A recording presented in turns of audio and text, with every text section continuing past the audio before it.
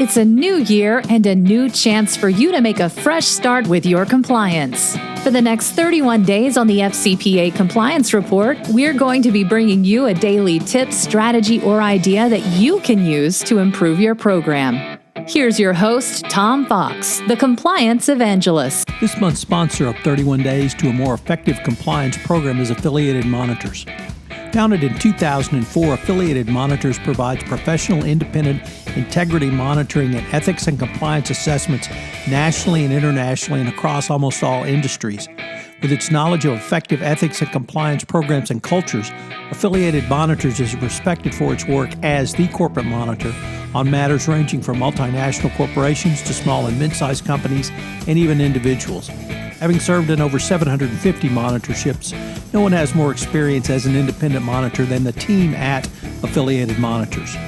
For more information on how an independent monitor can help improve your company's ethics and compliance program, visit this month's sponsor, Affiliated Monitors, at www.affiliatedmonitors.com. Measuring the effectiveness of a compliance program. Determining the effectiveness of your compliance program is a key part of continuous improvement. I recently put the question of how to do so to Vin DiCianni, CEO and founder of Affiliated Monitors, Inc., and Eric Feldman, Senior Vice President. Feldman began by explaining you need to consider both outcomes and outputs. Outcomes will show you the results of a specific action, such as investigations or conclusions to them. DiCianni added that the numbers are attractive because they form a single, straight line about your compliance program and how it's functioning.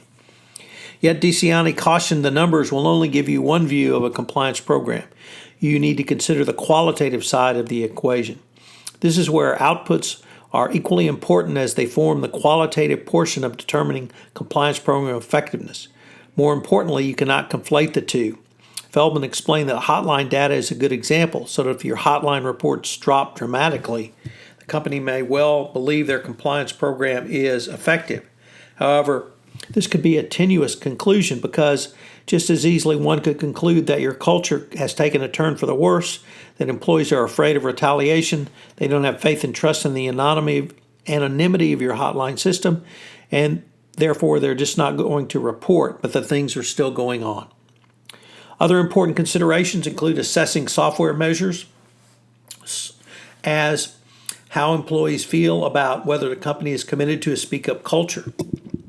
If you can determine if companies feel that their employees feel comfortable going to their managers and that their managers are going to get involved, going up to senior management level, ethics and compliance office, or a corporate hotline, if they see misconduct, they're not going to be afraid of what will happen to them. The best way to make such a determination is through in-person culture interviews that we've talked about in a prior podcast.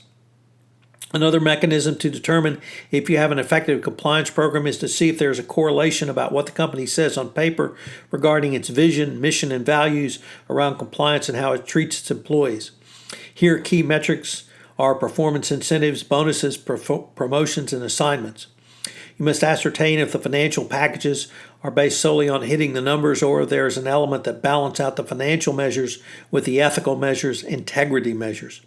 For example, is a manager effectively disseminating the ethics message and building an ethical culture in his or her work group, or are they rated on the performance appraisal that is a part of their bonus structure? One way to do so is by looking at a variety of areas to measure and how to measure them. So in the board of directors, you could review board minute meetings where the CCO is present and gave in-person reports to the audit committee and compliance committee to the board. You can conduct an inventory of those reports. What about the board understanding and oversight of their responsibility? You could review the training and responsibility as reflected in meeting minutes and other documents. Do they reflect the board's understanding? How often is training conducted? What about appropriate escalation to an oversight body? Review and look at the minutes and checklists in your CCO's file. What about commitment from the top? Here you can review compliance resources, budget, staff, headcount, dollars, review documentation to ensure staff, board, and management are actively involved in the program. You can conduct interviews of the board, management, and staff. What about process for escalation and accountability? Here, process review, document review, interviews, and ask, is there a timely reporting and resolution of matters going forward? Finally, what about appropriate oversight of the budget? Who oversees the compliance budget? Is there a compliance committee or audit committee review at the board? Has the budget ever been cut back? Has the budget requested ever been turned down? Is the budget based on an assessment of risk and program improvement and or effectiveness? Is the board's approval of the budget based on these factors? What about sufficient compliance resources? Well, here you need to look at budgeting and staffing to ensure compliance risks are managed appropriately. These are just a few ways that a compliance professional can begin to think about the questions laid out by the DOJ in the 2019 guidance. Moreover, you can use a more full operationalization of your compliance program to answer many of these questions. As many ideas as possible, be broad enough to help any type of organization, and let the organization choose which one suits its best. This is decidedly not a checklist, but a way for compliance practitioners to take a look at their own program and put it in place. DiCianni concluded by emphasizing the need for both a quantitative and qualitative approach to measuring compliance program effectiveness. Numbers are important, but they only tell one part of the equation. And without having consideration of both sides of an equation, you will not have a full understanding of how effective your compliance program is going forward. So what are today's 3 key takeaways? Number 1, you should test your compliance program effectiveness through both a quantitative and qualitative approach. 2, bring in an outside party to interview your employees.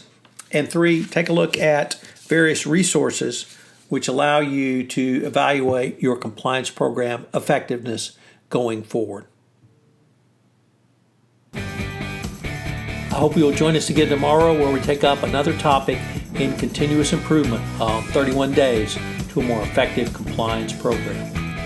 As a call to action, I would ask that you tell one of your colleagues about this podcast series on the nuts and bolts of compliance, 31 days to a more effective compliance program, and this month's topic of continuous monitoring. 31 Days to a More Effective Compliance Program is a production of the Compliance Podcast Network, and this month's sponsor is Affiliated Monitors. I hope you'll join me again tomorrow for another episode in 31 Days to a More Effective Compliance Program.